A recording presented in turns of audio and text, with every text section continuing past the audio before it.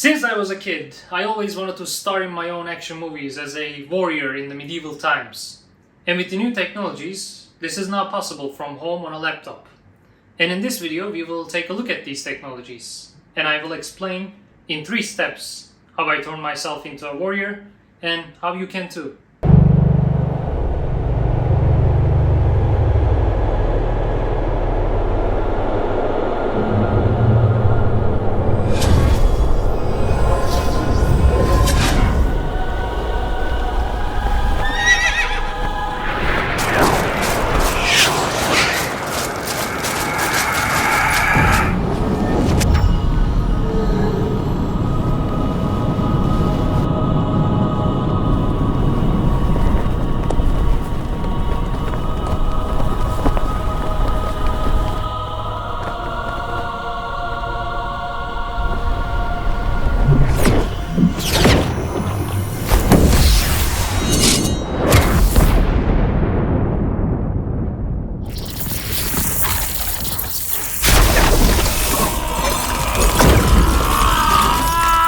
There are 3 steps. First, we get our head scan using Polycam.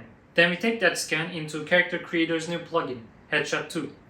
And finally, we bring it into Blender. The first step is to get a photo scan. I used Polycam to get my scans, and I highly recommend them. It's the best quality scanning app I used. Also, you don't have to only use your phone. You can use your camera or drone and upload your pictures through the web app. So you should definitely check it out. Best way I found to get a photo scan of a face is to lean your head up against something. Our best results were from leaning up against a pole or a tree. You should do this in the shade or an overcast day to avoid direct sunlight or casting shadows during the scan. We would also blink on command. The scanning person would stop scanning and say blink, so we don't have movement in the pictures. We also tried scanning with our eyes closed, but that doesn't work with Headshot 2. You need open eyes for it. We did some tests, but my hair was in the way. So for a better scan, I put a headband on my head, and this was the best scan we got. Downloaded GLTF because that downloads it with the textures, and once it is downloaded, open Blender. And here press F3 and search for GLTF. Import. It looks a bit weird, just shade it smooth and it will look better. For Headshot 2, it needs to be looking forward. I have this human model in here. I will try to line up our noses so my face is completely looking straight ahead. Now let's clean up this mesh. I will go into the edit mode. The first time you bring it in, it's going to be made up of parts. I'm pressing L to select the connected geometry, but as you can see, it is not one part. There are a lot of overlapping vertices. To fix this, I will select everything by pressing A, F3 and search for by, and then choose merge by distance. This will take care of all those overlapping geometry. Now let's get rid of this pole, the lasso tool, and go into the wireframe. To get rid of these floating parts, I will press L while my mouse is hovering over this area, and then Ctrl I to invert the selection and delete those vertices. Take the head to the world origin. Now we have some issues with the mesh. My beard makes it look weird.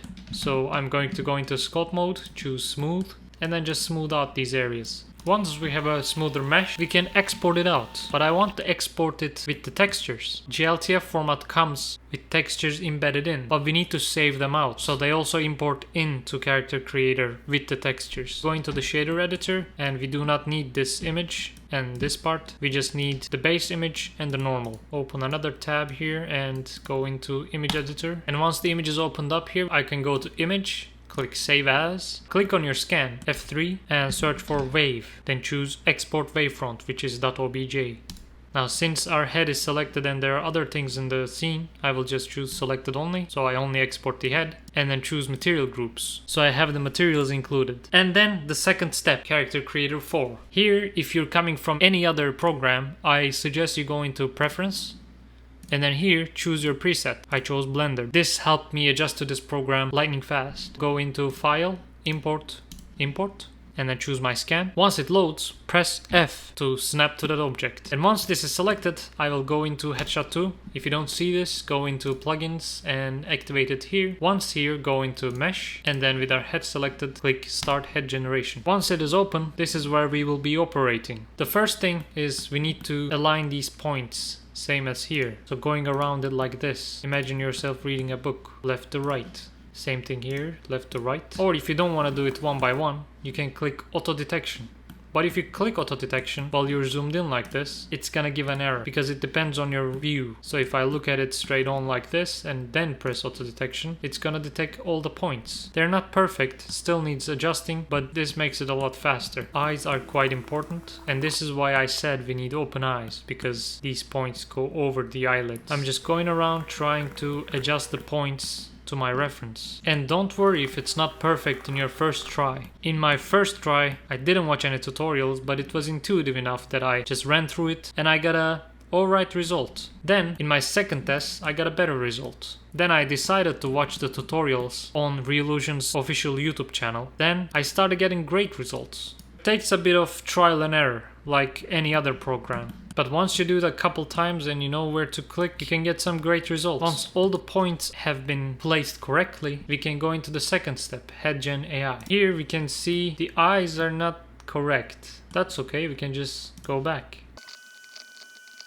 And then let's go back to the second step once again. And once you're happy with this result, we can move into the third step, Refine Mesh. Here we're going to be using the smooth brush to smooth everything out. In the official tutorials it is suggested to go inside the nose and smooth these from inside out.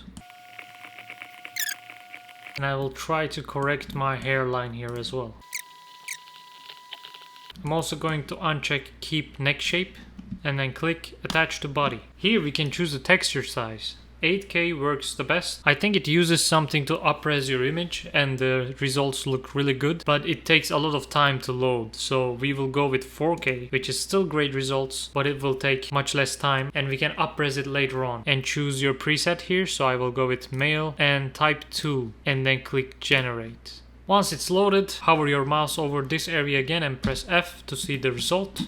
Now the first thing that I do not like is the eye color, so I will go into Content, Item, search for eyes, and then choose a better fitting eye color. That looks better. Return back to Headshot V2, and then here we can do some adjustments. I will choose minimum eyelid rim to fix my eyelids, and then let's see how the mouth works. It can also use some fixing. I will choose Repair Mouth Corners and then click Update Skin Texture. And now this is a character creator mesh, so we can do any additional adjustments we want here to get the results closer. So I can make myself older, or Mr. Bean. No. Change the eye angle a little. My eyes don't seem even, so I will go into eye, and then here I can change the eye scale individually, or the height.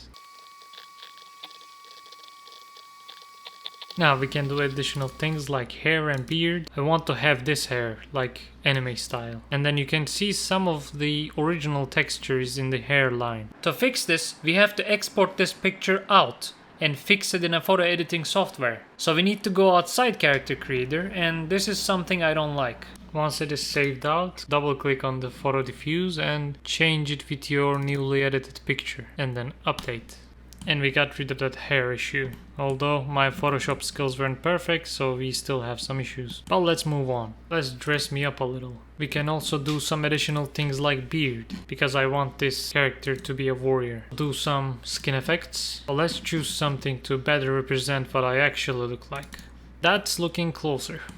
So now we are in the skin editor, and it added a few things because I chose this preset. First I'll get rid of these wrinkles, and then this muscle is a little too much, so I will bring that down. And once we are in the skin editor, we can do other additional things. There are so many other skin effects. I will choose a scar because, like I said, I want this guy to be a warrior. I want him to look like he's been fighting for a long time. So we can try to add some cool skin effects like this. Scale it down, change its position. We can change the color of the scar here.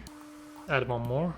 One of the skin effects this preset added automatically was this beard, which hides this transition a lot better. Upon entering the skin editor, the texture quality is automatically reduced to 2K. But once we are exiting out of the skin editor, we can restore it back up to 4K again. One more scar. Let's pull the texture quality back up to 4K, and we can get out of this editor by unchecking this Activate Editor box. Let's give this character some life. We have some animation presets here, but I also have this digital soul pack.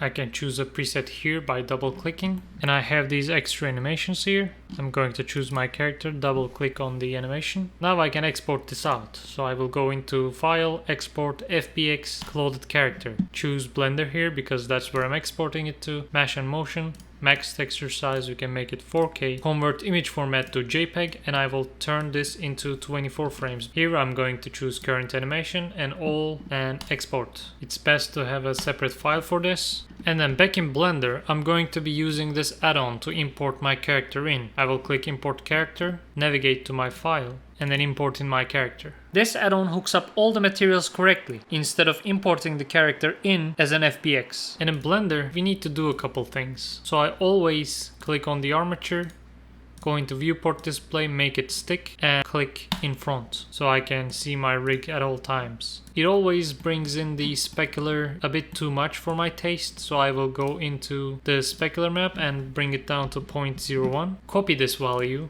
and paste it into the other textures.